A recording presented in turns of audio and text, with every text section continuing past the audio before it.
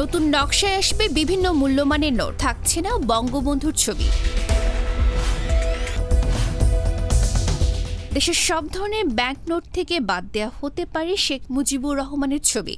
এরই মধ্যে বাংলাদেশ ব্যাংককে নতুন নোটের জন্য নির্দিষ্ট নকশার প্রস্তাব পাঠাতে অনুরোধ করেছে অর্থ মন্ত্রণালয়। এসব নোটে শেখ মুজিবুর রহমানের ছবি থাকার সম্ভাবনা কম। অর্থ মন্ত্রণালয়ের অর্থ বিভাগ সূত্রে জানা গেছে, অন্তর্বর্তী সরকার 20 টাকা, 100 টাকা, 500 টাকা ও 1000 টাকা মূল্যমানের নতুন নোট ছাপাবে।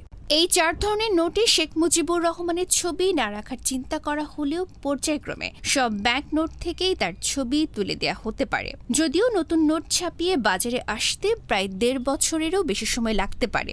গত 29 সেপ্টেম্বর অর্থ মন্ত্রণালয়ের অর্থ বিভাগ এক চিঠিতে নতুন নোটের বিস্তারিত নকশার প্রস্তাব জমা দিতে বাংলাদেশ ব্যাংককে অনুরোধ করেছে। নতুন নোট ছাপানোর বিষয়ে মূল সুপারিশ করবে কেন্দ্রীয় ব্যাংকের মুদ্রা ও নকশা উপদেষ্টা কমিটি।